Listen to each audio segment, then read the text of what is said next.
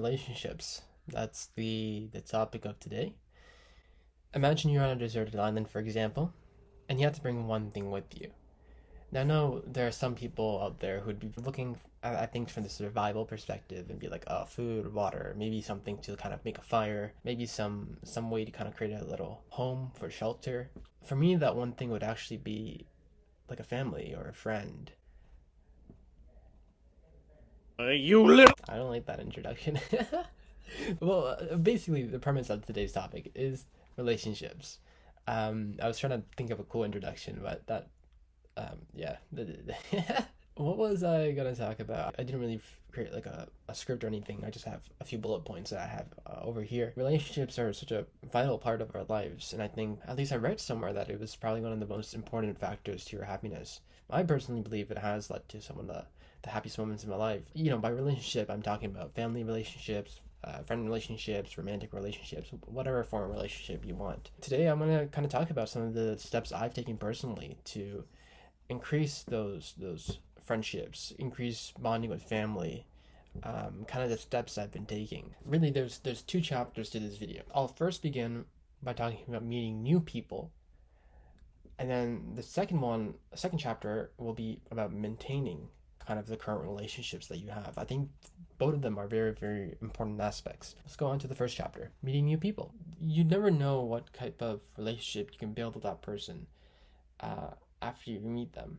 Maybe this is a friend, an acquaintance. Maybe this will lead to future opportunities, future romantic relationship. Who knows what it could be? But I think if you spend, it doesn't have to be like meeting a bunch of people all in like a week or anything, but even if you take the time to kind of send someone a message on social media or go to events and talk to people, new people, and kind of connect with them. This could be like once, maybe like a bi-weekly thing, maybe even once a month. You can do longer if you like. And even if you don't, if you're satisfied with the group of people that you currently have around you, I think it's still very beneficial to meet new people. One thing I've realized is that my current group of friends that I really, really value is that they don't prefer going out to like big events, for example, like concerts or things like that. They would prefer just kind of smaller events, kind of just chatting around the neighborhood and things like that. I would always kind of use that excuse to not go to those events. But then now I've taken the initiative to go to those activities. I've been able to meet people with similar interests who also like kind of going to concerts and things like that. And now whenever I go to concerts, I always kind of extend the invitation to my closest group of friends because, why not? And perhaps they might have a change of mind.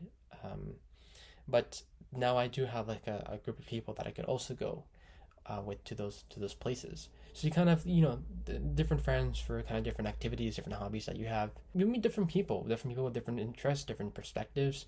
They teach you things. You grow so much as a person. And of course, there's only so much you can do by yourself. When you meet new people, you create new paths for yourself. When it comes to meeting new people, in terms of actually doing it in a timely manner, I try to do a few things. So first of all, try to go to events and just start up conversations with people there. It can be very intimidating at first, but once I think I've been going to events over and over again. If you go with a friend, for example, I know one way is like if you're standing in line, perhaps you're having a conversation, you notice the person in front of you kind of looks back and be like, oh, can you just start a conversation with them as well? I remember one time we were at an arcade and we started playing, I think it was table tennis, and then people started surrounding us, and then I just started conversations with people there. But like, did you want to play? And then we started playing like against them, and now we're connected with each other. In general, when you're meeting new people at events, just find little opportunities that you can use to start up conversations, even if it's intimidating.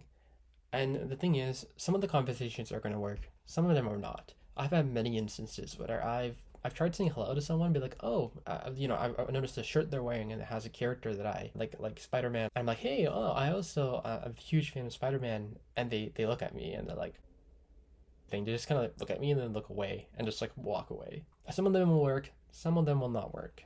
And that's the whole point, right? Because I think the harm outweighs the benefit. not the harm outweighs the benefit. The benefit outweighed the harm so much. Or another instance would be like messaging people on social media. That was this kind of this other way that you can meet new people.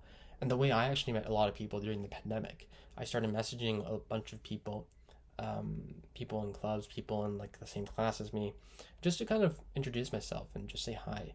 Some of them would respond, some of them would not respond, and it's okay. I just tended, like, if they didn't respond, I was like, okay, I don't mind, it's okay.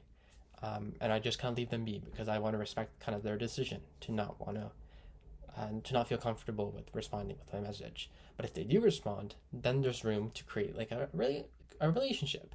And now I've taken the time to, now that things are opening up in person, to set up like little chats, like little coffee chats with them, or little, whenever I go to an event, I would invite them as well. And that's how I kind of meet new people. I think it's a very beneficial activity, even if you're satisfied with the group of people that you're surrounded with. It opens up so many doors that you just won't have if you don't do it. I think it's an amazing activity. You don't want to burn yourself out by doing too much, but I think a little bit, even if you do like one person a month, is super beneficial. You should definitely try it out. Maintaining relationships is the second chapter. So this one is an interesting topic, and maintaining relationships is so much of a harder kind of subject to tackle. Maintaining relationships with new people, maintaining relationships with family, maintaining with friends, maintaining with just different people that I know. I don't want to just be meeting new people constantly and then just forget about the friendships and the family, whatever relationships I was in previously. I think that would be terrible. I do want to value both.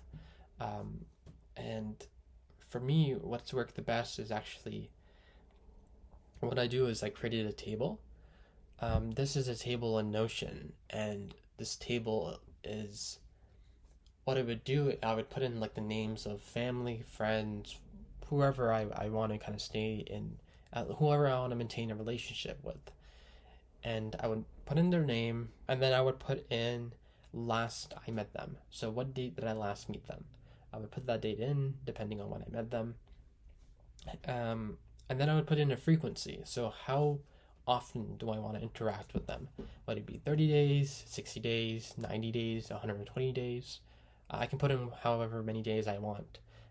For some of my closest friends, I put in 14 days, so every 2 weeks.